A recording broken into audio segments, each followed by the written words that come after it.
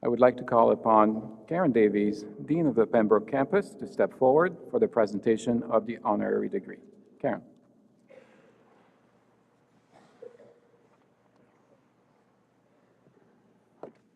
Thank you, Claude. Good afternoon, ladies and gentlemen. It is my privilege to announce to you today that we are awarding a posthumous honorary degree to the Right Honorable Paul Martin, Sr.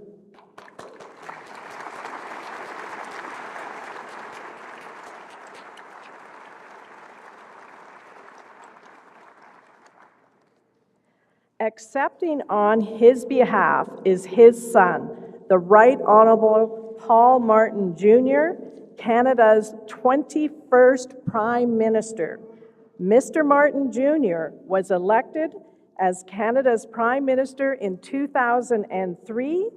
He was our country's top political leader for 3 years and served in Parliament for a total of 18 years, and I think that deserves a huge round of applause.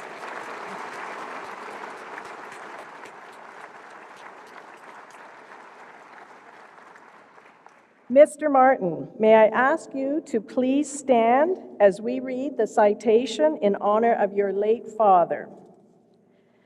The Right Honorable Paul Joseph Martin, more commonly known as Paul Martin Sr., grew up in our community and became one of Canada's longest-serving politicians.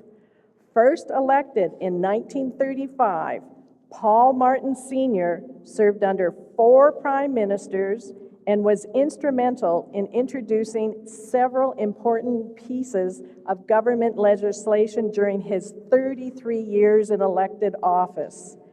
As Canada's Minister of Health and Wellness, Paul Martin Sr., who himself had been stricken with polio, made the courageous decision to advocate and approve the introduction of the polio vaccination, a decision that saved thousands of Canadian children. Paul Martin Sr. also played a critical role in the introduction of several social programs as Canada reinvented itself following the Second World War. His work included being a champion for universal health care for all Canadians, the right of employees to collective bargaining, a minimum wage for Canadian workers, and employment insurance for the most vulnerable. But on February 24th, 1937, and this is something that resonated with your dean when I read this, Paul Martin Sr. rose in the House of Commons to advocate for the federal government to introduce scholarships to assist more outstanding students whose families could not afford post-secondary education. While Paul Martin Sr. represented the riding of Essex East in Windsor, Ontario, many of Mr. Martin's family remained in Pembroke. Many of his experiences as a boy growing up here formed his political beliefs, and Mr. Martin never forgot his Pembroke roots. Madam President, members of the Board of Governors, graduates, ladies and gentlemen, as we celebrate Canada's 150th birthday and Algonquin College's 50th anniversary, our campus, our college, and our community feel privileged to award a posthumous honorary degree to a great Canadian citizen, the Right Honorable Paul Martin Sr. President Jensen, may I ask you to please escort Mr. Martin to the front of the stage for the formal presentation.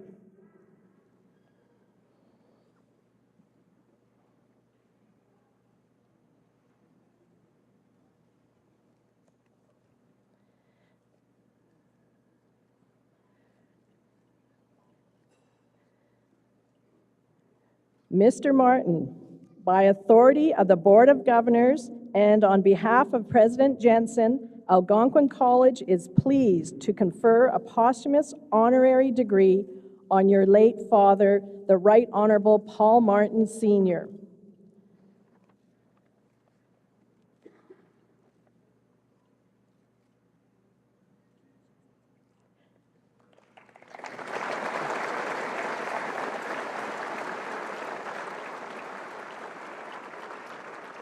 Thank you, Mr. Martin, for accepting this honor. On behalf of your father, it is now my great honor and privilege to welcome you, Canada's 21st Prime Minister, to give the Convocation address.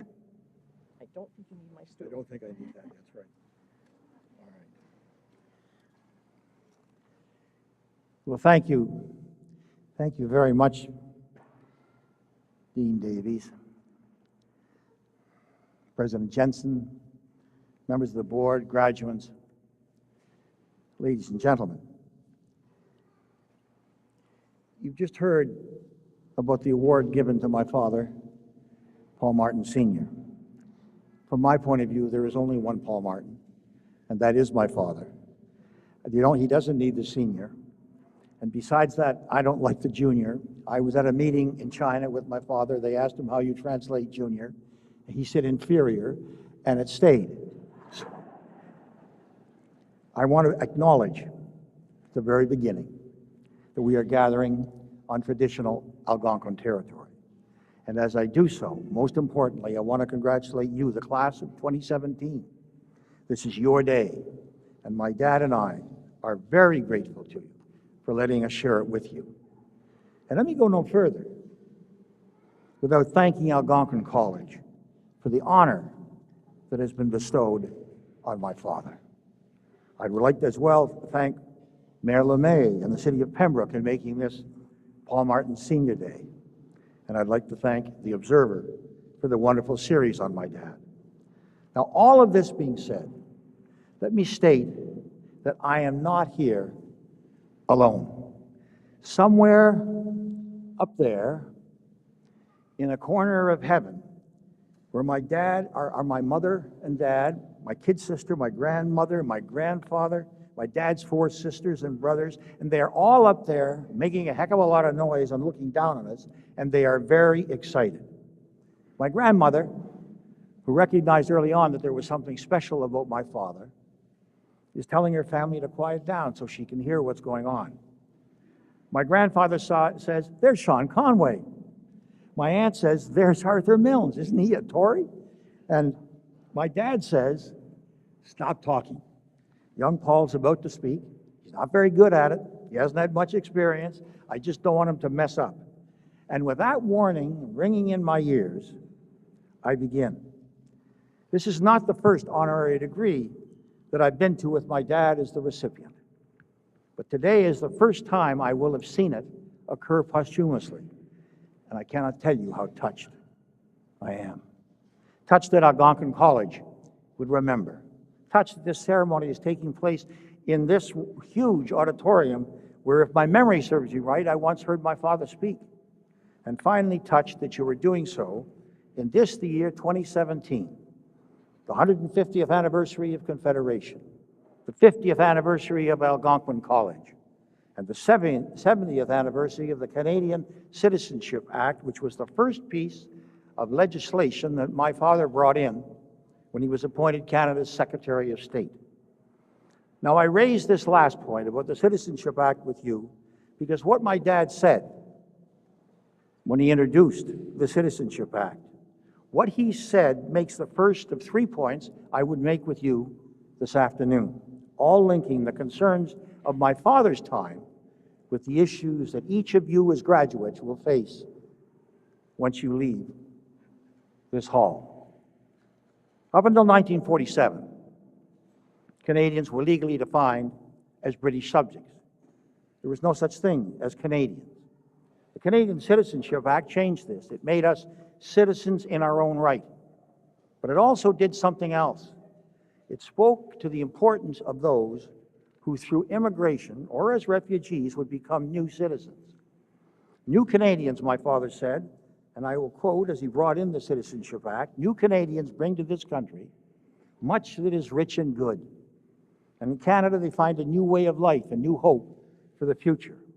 They should be made to feel that they, like the rest of us, are Canadian citizens of a great country, guardians of the proud traditions and trustees for the best in life for generations yet to be." Now, that was my father's message 70 years ago. You say, why do I raise it with you today? I do so because its message is every bit as important today as it was then. Today, when so many countries around the world are closing their borders to immigrants and to refugees, Canada would not be the country we are now had we not opened our borders after World War II. It was the right thing to do now, and I know that if my father were here today, my dad would say it's the right thing for Canada to do now. The second issue, yeah, you can clap. The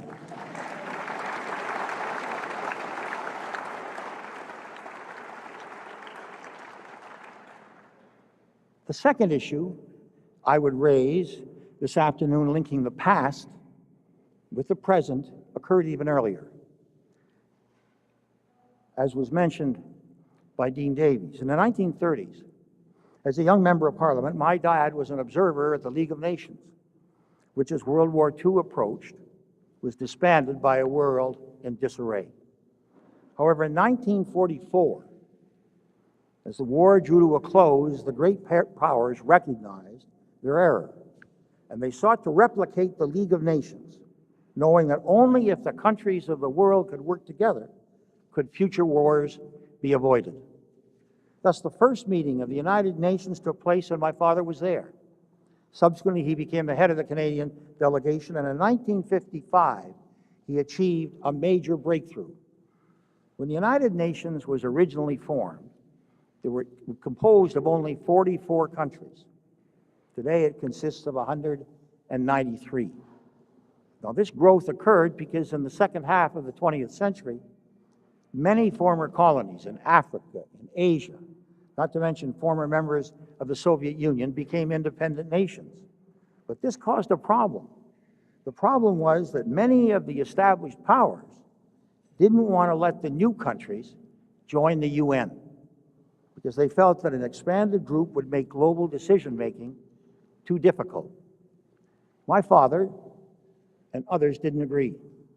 And it was under his leadership that over time, they achieved the agreement that led to the full membership in the United Nations for all the former colonies.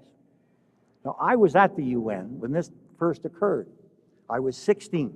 I actually sat with the Canadian delegation, which I was not supposed to, and was able to listen as country after country took to the podium to congratulate my dad for breaking the impasse of the new members, which, had it not been resolved, would have led to the end of the United Nations and humanity's capacity to govern itself. Now, I mention this piece of history to you for the same reason that I mentioned the first one. It's because we face a similar problem today. As some of the world's most powerful countries, and I don't have to identify them, I'm sure, to this audience, are turning inward upon themselves, are walking away from the world, once again putting our capacity to make globalization work for all in jeopardy. What must we do as too many countries refuse to face up to the threat of climate change, refuse to face up to the reality of African famine, refuse to understand that if there's a pandemic disease, we're all going to be affected?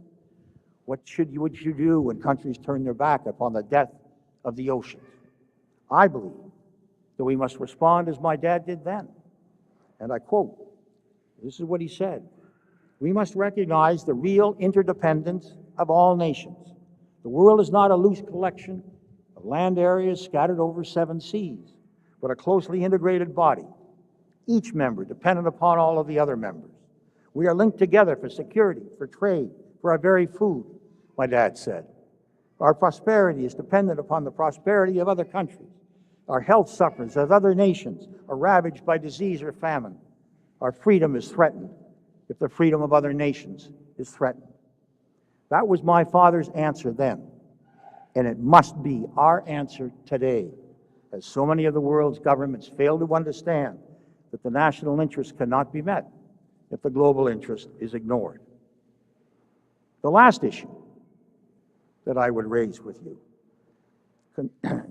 connecting yesterday's concerns with today's, was the period in which my dad was the Minister of Health and Welfare, as was mentioned.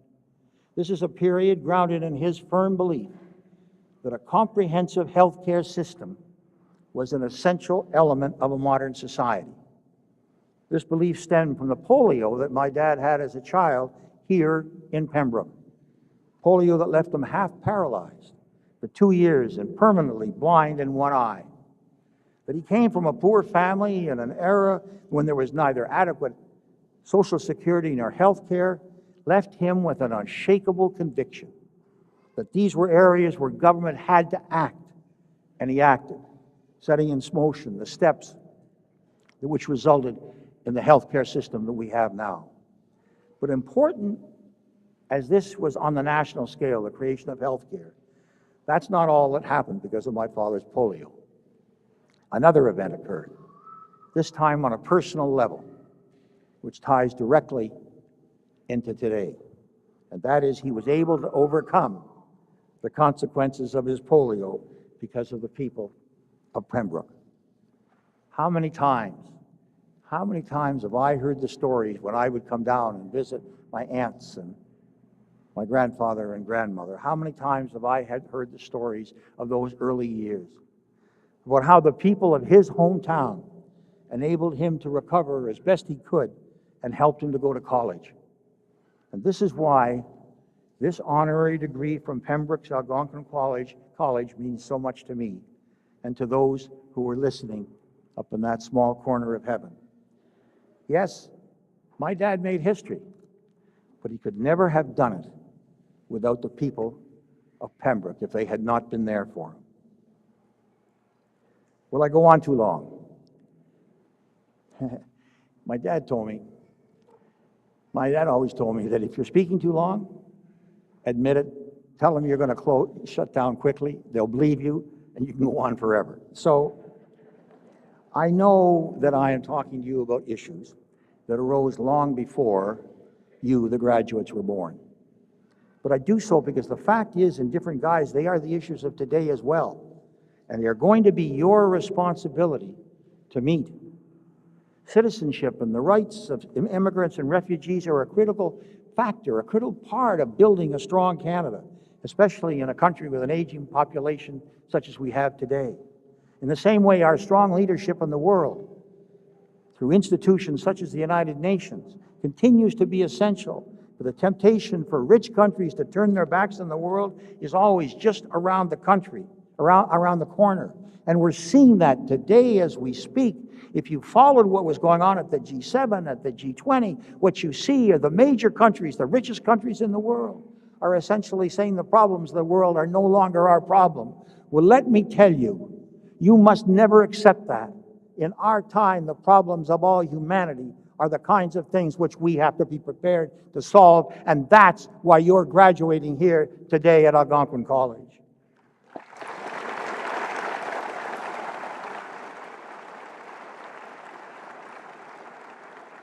And finally, better health care, better education for all, and a secure safety net are imperative if we're going to successfully counter the free market's greatest social risk, rising inequality and a widespread lack of hope. These were the issues of my father's time. These were the issues of my time. And graduates, they will be the issues of your time, and how they play out will be up to you. Les questions que j'ai abordées aujourd'hui étaient d'actualité du temps de mon père. Ils étaient les questions de l'heure dans mon temps. Et diplômés d'aujourd'hui, croyez-moi, elles seront les questions du jour de votre temps. We are not captive to the inevitable. We can change the future. You can change the future. A young man afflicted with polio, born to a poor family in this city, demonstrated that many years ago. And he did so because of the values that he drew from Pembroke and from the people who live here. They are the values that Algonquin College stands for. And they are the values you must stand for. And with that, I would close with one last quote from my father when he said in a speech given here, I return to Pembroke always with the same feeling that I am coming home. I leave always with the same reluctance. I wish to thank you from my heart for the warmth of your greeting today. Graduates, my dad may have said that 75 years ago, but he was talking to you. Good luck, and thank you.